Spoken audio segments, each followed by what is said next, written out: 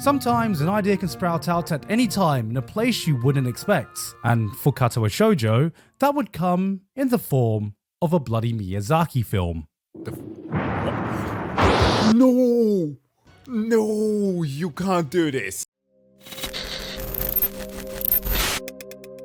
Since this is November, it's obviously a time for us to focus on something important. For many dudes out there, and I don't want to assume for those who have a different gender, it's not November, okay? For that very reason, there was this thing by Gigguk that showed up on my feed the other day on something made by 4chan. And I think that I have a smidgen of an idea what it is, but I'm not too sure because 4chan was a platform that they ask you how you are, you just have to say that you're had its moment. It could be wholesome, but there was a lot of bad. You don't necessarily associate good with 4chan. Like helping with animals, certainly. You have hunters on there, people who are going to find any animal abuser on there. They are like hawks. I'm so proud of this community. And anonymous. A lot of that sprung out of that. Memes, obviously, 4chan. But there's also a lot of bad shit going on there. So when you get a title like this one, the hentai game that broke 4chan, you've got to wonder, the fuck is this about? So I want to check that out. It's gonna be an eclipse. When? The next day. They call themselves anonymous. They are hackers on steroids. Like an internet hate machine. Their name comes from their secret websites. 4chan. The infamous anonymous image board, otherwise known as the bottomless well of degeneracy, memes, unfiltered discussions, and shitposting.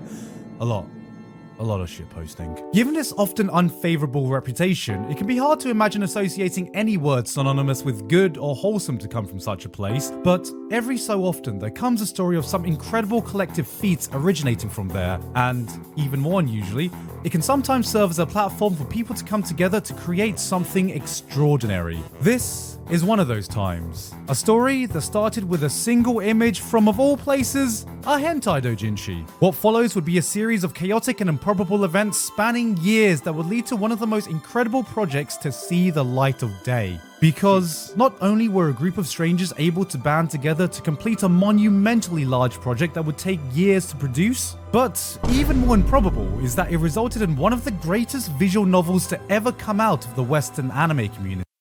Wait, they made one? Okay, that was unexpected. I guess that I thought that there was still something so dark in there that it spurred something. Alright, it's a wholesome story, okay. This is the story of the time 4chan made an eroge that blew everyone's expectations away. This is the story of 𝙃𝙖𝙣𝙩𝙖𝙀. No, that doesn't ring a bell. But before we get on... Wait. 𝙃𝙖𝙣𝙩𝙖, doesn't that mean disabled? Translate. 𝙃𝙖𝙣𝙩𝙖𝙀. Katawa girl. Okay, that didn't help. I wanted to talk about today's sponsor. An orange flavored stuff. So let's give this a shot. Tastes good. That's cute. They're almost shaped like orange segments. Give me both of them. Did you vote? It's important to vote. So, what are you waiting for? If you want to try out some premium Japanese snacks today, go to the link in the description and use code Gigguk15 for $15 off your first Boxu order. Thank you very much to Boxu for sponsoring me today. Back to the video. Before the gold rush of Steam anime-themed visual novels, before Doki Doki Literature Club, before Honey Pop, there was 𝙃𝙖𝙣𝙩𝙖𝙀. Released in 2012, 𝙃𝙖𝙣𝙀𝙀, which roughly translates into Disability Girls, is a visual novel dating sim that tells the story of 5 high school girls living with various disabilities who you get to romance. And who knows, maybe eventually get a bit of sexy time with. Yeah. Okay. Lost in Russian. So, you know, in Russia, we just wake up one day and, yeah, the election is determined. You know what? I feel your pain. I do come from Cameroon, at least that's my country of birth. And there we have a similar issue. It's what we call a dictatorship in disguise. Votes don't mean shit. Like, the president goes on there with an army of goons, just parading himself a week before the election, just to remind you that who's in charge. It's fucking ridiculous, man. But yeah, what do we gotta do? Well, we are part of the UN, but they're not gonna jump in to say that there isn't peace here because we do have oil, but it's taken by the Chinese, so we don't have a choice. It's all fucked up. Oh, my country, man. I don't want to think about it. Everything's just bad. I know.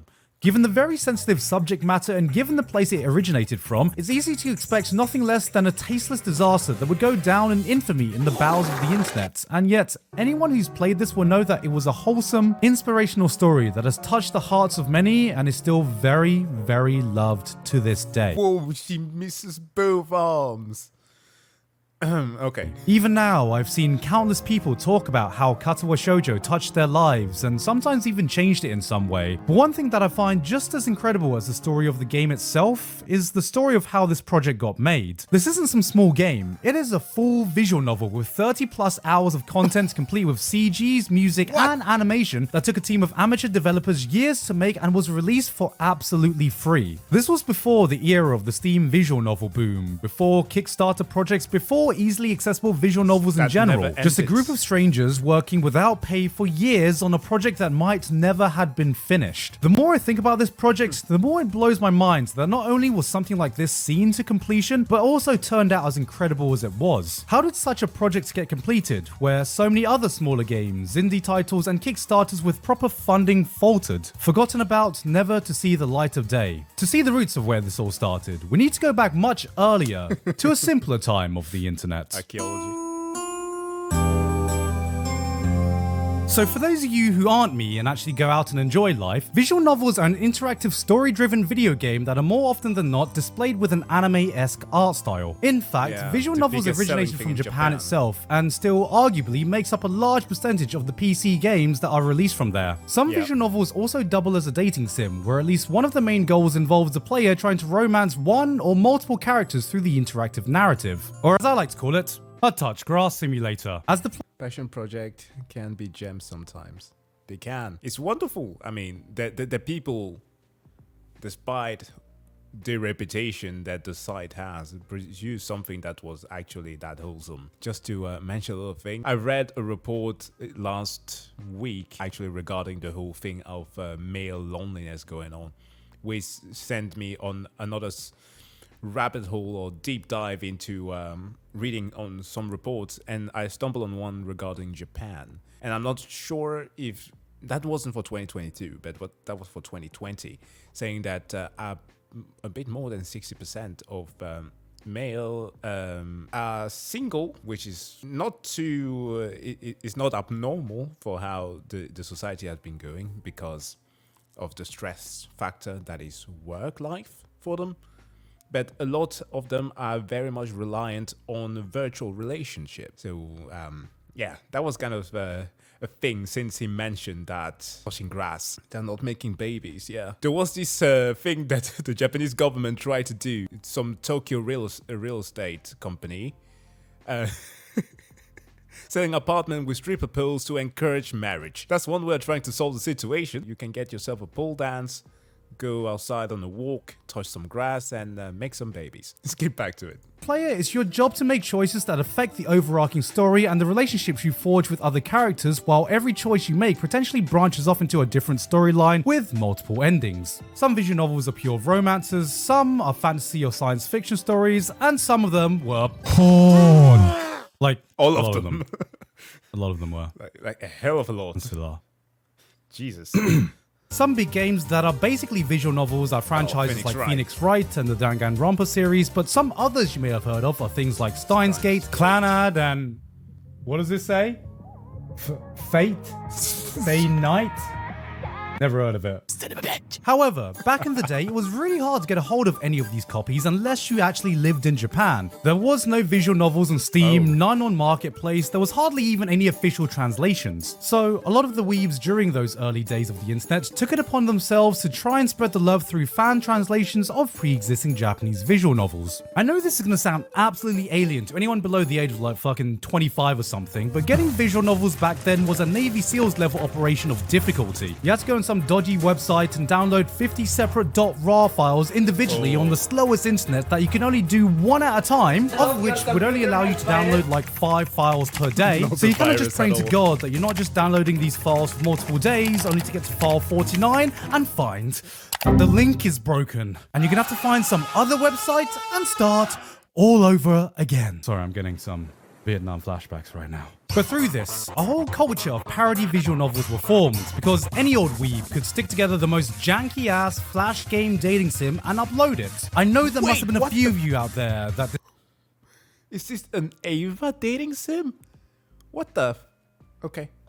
Discovered that shitty Ava dating sim and the Love Hina visual novel back in the day, browsing Newgrounds and seeing stuff like Ganguro Girl, Frank's Adventure, and Hold on. Now that we mentioned the US. visual novel back in the day, browsing Newgrounds. Do you hate Osama bin Laden? Check out all these games and movies. Yo, Newgrounds is it hasn't changed at all.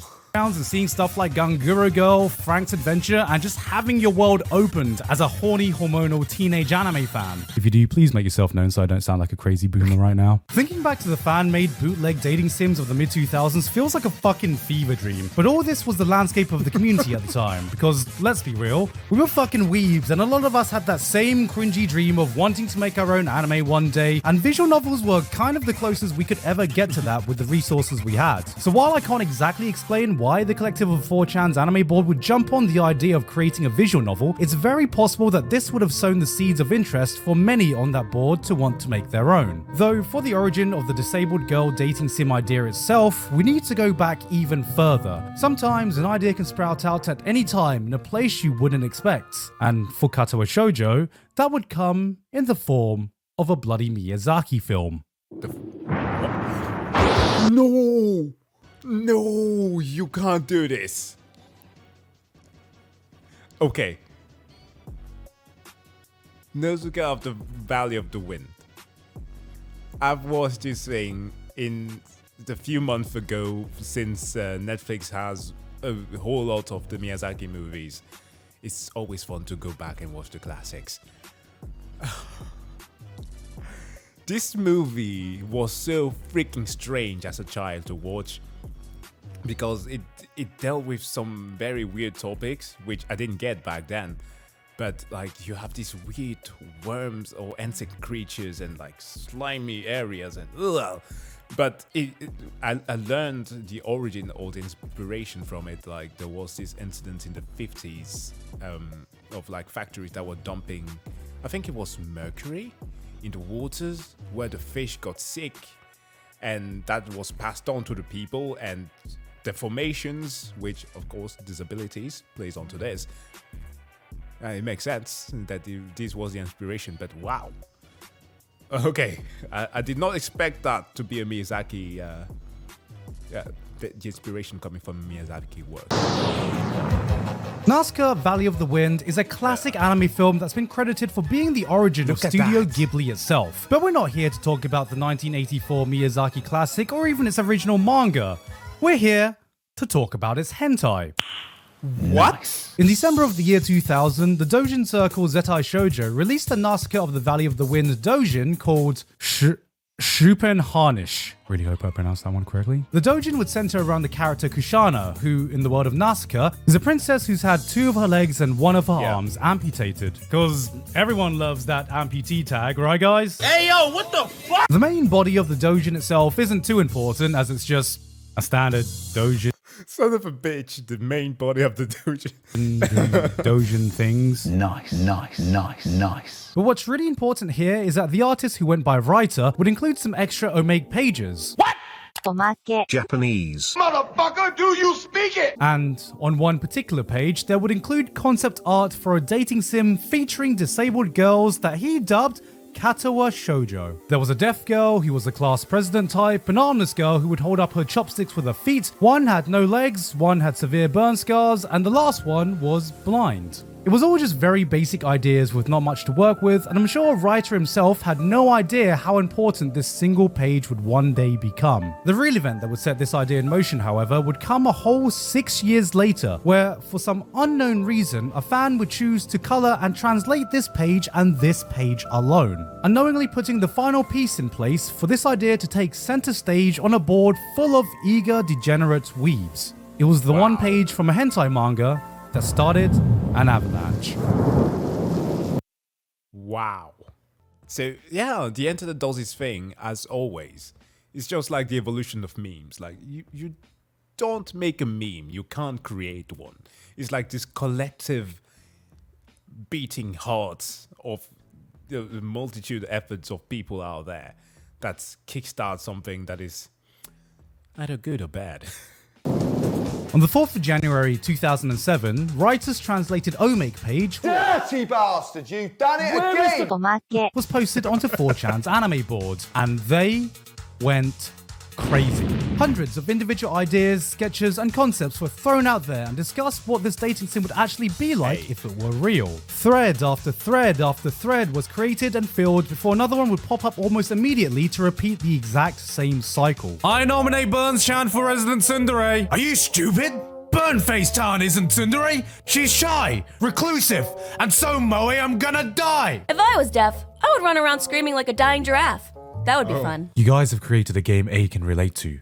Congratulations. Enjoy your new status. It got so popular that a mod actually had to pin one of the threads, which for a site that is all about the impermanence and volatility of its discussions was an extremely rare event. The unified creative force couldn't be stopped. It had taken a mind of its own. Eventually, calls were made to make this game a reality, and riding on nothing but the sheer momentum of a single concept page, the collective hive mind of A decided to actually do it. A development forum was created in an attempt to be able to collect and organize enough ideas to give this project a sense of coherency, but the floodgates were already opened. This unabashed collective ushered in a no-holds-bar, bare-fisted Royal Rumble cage match of ideas that battled it out on the open forum. Some took shape and evolved, and some were shot down almost as quickly as they were born. Plot paths, locations, character quirks, character backstories, music, and foley. Everything was discussed. Everything was open game, whether suggestions were actually serious or not. Do you think she looks more ara?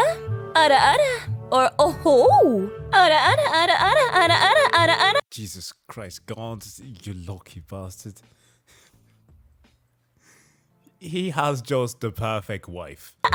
The platform soon became a very different kind of cesspool, one of raw creativity and disorganized ideas. Yet somehow, through all this madness, the girls were able to gain a semblance of personality and even get names. Rin, Lily, Shizune, Hanako, and Emi complete with their kanji spelling. However, due to this being decided by the collective energy of weeboos alone with little understanding of the actual Japanese language, there were some names like Iwanko that slipped through the cracks, which isn't actually a Japanese name. The setting would, unsurprisingly, be some kind of Japanese high school that specializes on disabled students. And unbeknownst to the fan that originally colored the page, they would have already had one of the biggest influence in the visual designs, as the color schemes for the school uniforms and the girls would remain the same until the game's release. Eventually though, as expected, the hype would start to die and the momentum would slow. The fickle interest of anonymous users would quickly evaporate, as they would soon go back to doing exactly what they were doing before, leaving the few remaining stragglers to pick up the pieces that resulted from this chaotic stream of events as they tried to figure out, so, where the hell do we go from here? Foley Studios. It's April 2007, 4 months since the original thread post. Any momentum that it originally had almost completely gone. There's infighting about whether it still should be an open project that the community can always contribute to, or a closed project worked on by a dedicated team. Whatever the case, any progress has almost come to a screeching halt, and the project is in real danger of dying a slow death. In comes a man by the name of Cameron O'Neill, who went by Crud online and who I was lucky enough to interview for this video project. He had experience organising online projects from working as a fan subber on shows like Higurashi, and was basically put in charge of organising a new development forum from scratch with the handful of remaining devs who were still interested in pursuing the project. The new ragtag team was formed. Crud was in charge of writing Hanako's story, A22 was in charge of writing Shizune's, Aura for Rin, another writer for Lily's story, and Hive Mind agreed to write Emi's path. The team also had people working on character and background art, as well as an overall director who would start to learn how to use Ren'Py, a fairly well-known visual novel engine. Everyone in this core team was given their job and dedicated roles for the project, thus cementing the birth of 4 Leaf Studios, in reference to the 4chan logo that all this originated from. Most amateur teams start off with a small project. In visual novels, smaller projects can be around a few hours of playtime. So, with a collective team experience of exactly 0 when it comes to writing, drawing, or producing any visual novel content, they all agreed on a decision that I imagine went something along the lines of this. Alright chaps, now I know none of us have any experience making visual novels and we're a complete group of independent strangers with no concrete hierarchy with our team, but how do you chaps feel about making a full-length, multiple-path, 30-hour plus visual novel on our first attempt? No, of course. That sounds doable. Come on, we can do that. We can definitely do that. What can possibly go wrong?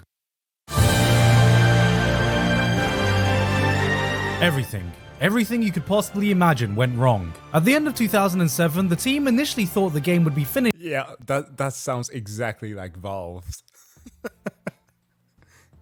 And that's why they never got a sequel.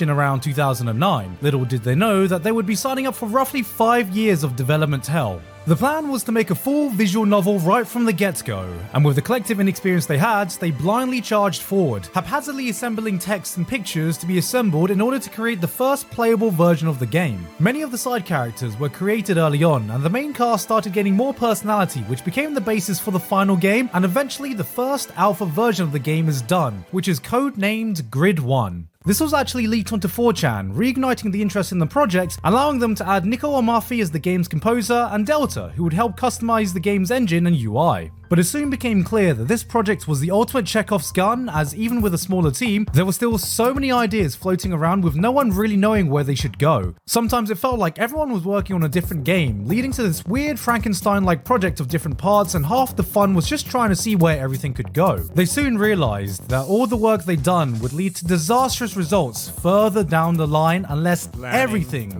was scrapped and the writing work start all over again. Dejected, the team try to salvage what they can and craft the basic structure of the whole game. Act 1, the first chapter of the game, would be shared between all paths and written in collaboration between all the writers until it splits off on the last day, so they all decide to rewrite Act 1 together and then everyone moves on to their individual story paths. That makes sense, right? Sounds like a way better approach and things seem to be going way more smooth. Wrong. Later on, Aura realized that things could be better and restructured the whole things by themselves. This would mark the beginning of the third rewrite for Act 1. Soon, the project would lose its character artists and the main writer for Lily's stories, so new members needed to be found. This would be the first instance of many of the staff coming and going on the project. A new writer, Tsuriko, was found to handle Lily's story, but throughout the next few months, the dev team went through a bunch of artists who would join, but then quit soon after for their own reasons. After 8 months, the project didn't even have a single background image finished, and there was a clearly massive issue of a complete lack of character artists as well. Despite this, through sheer blind faith that a visual novel...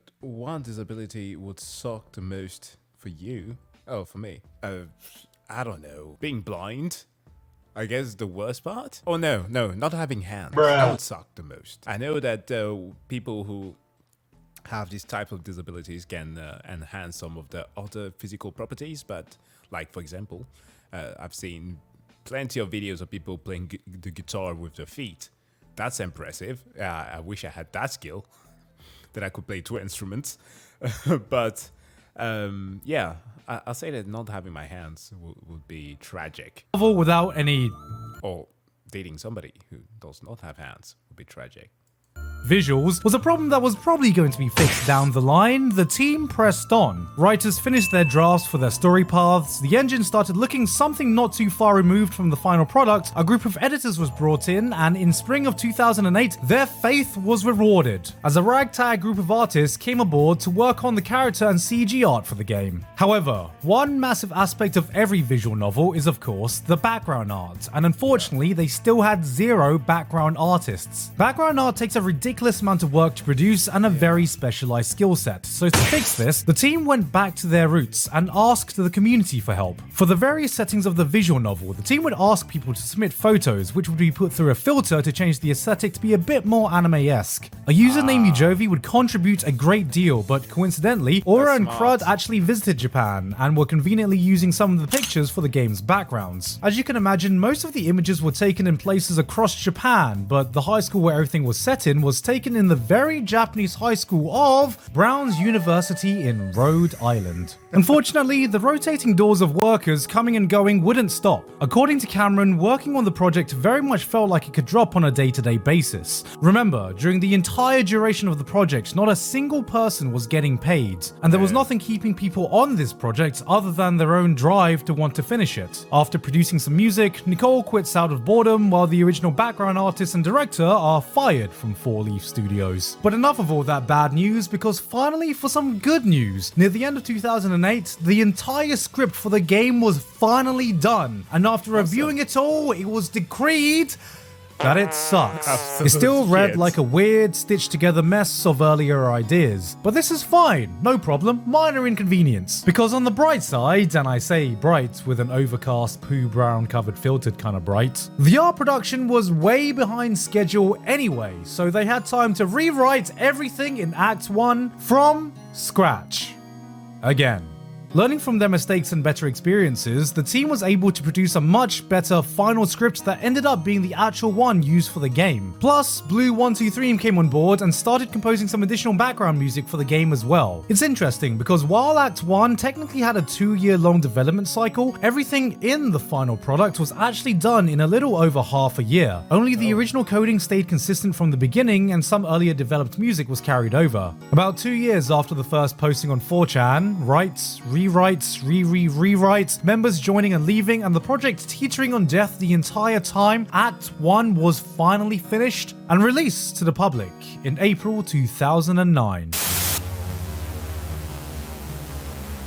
Act 1 was only meant to be a litmus test, and while some of the devs originally thought that it would only be shared or talked about on message boards that inspired this madness, it ended up generating a significant amount of attention online that blew everyone's expectations away and gave the team a dub they thoroughly deserved, and at this point, probably needed. There were even people online willing to come on board to translate the game to dozens of different languages. Japanese, Hungarian, Russian, German, and since then even way more languages by various different groups. More significantly, they managed to add a substantial element in their— Whoa!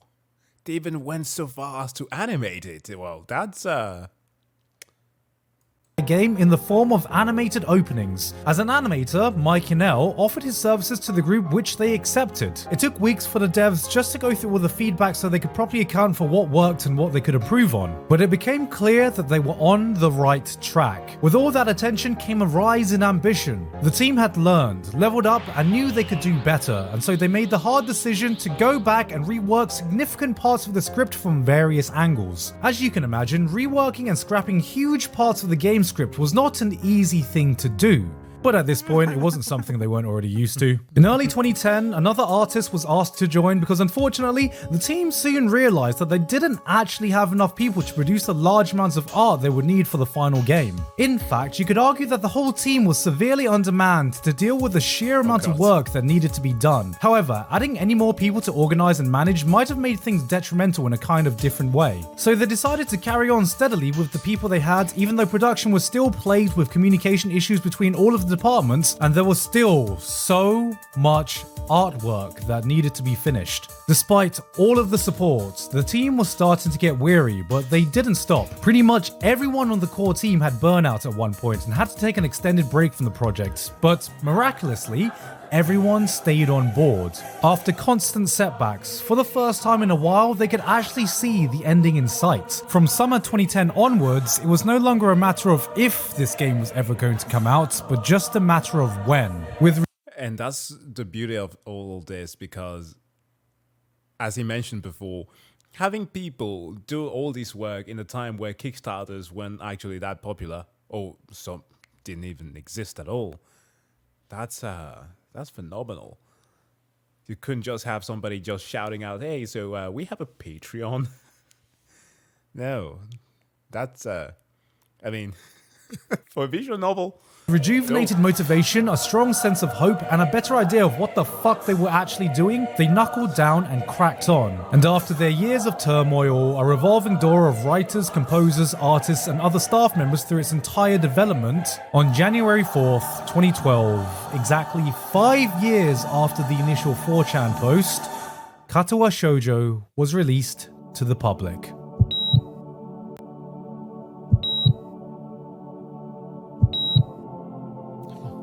They did it. They actually did it. This ragtag team of amateur developers not only saw a full-length 30+ hour visual novel to completion, but somehow it was actually really good. The team were met with almost unanimous praise from fans and critics alike, moved many people, while also reaching a far larger audience than they ever intended or imagined. Mainstream gaming outlets talked about it. It got people who never played a single visual novel before try it out. It reached far beyond the little anime and visual novel boards on 4chan that it started on. Even Writer, the original artist that helped start all of this, wrote a post on a Japanese blog thanking the developers, expressing heartfelt gratitude for their combined efforts. To this day, 𝙃𝙚𝙣𝙩𝙖𝙞 remains a cult classic beloved by many. Personally, I first heard about it like many other people, seeing people talk about this eroge from 4chan revolving around dating disabled girls, and of course hearing that, my curiosity was piqued as my gut reaction was, oh god.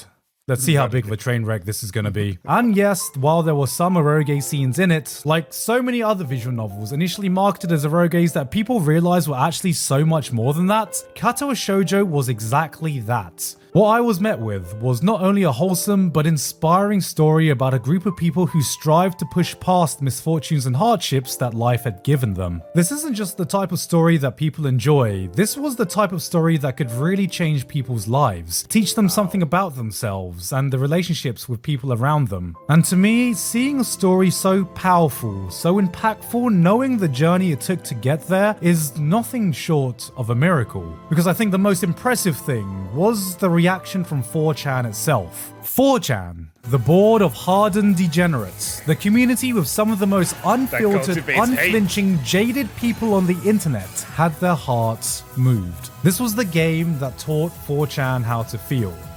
It was the game that broke 4chan itself. Can you teach 4chan how to love? Apparently you can. Downloaded the game for fat material. Now I'm sobbing up looking back on the good Emmy ending.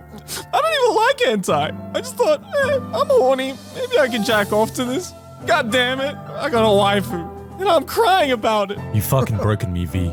Eat shit. Guys, I'm seriously crying fucking bitch tears right now like you wouldn't believe.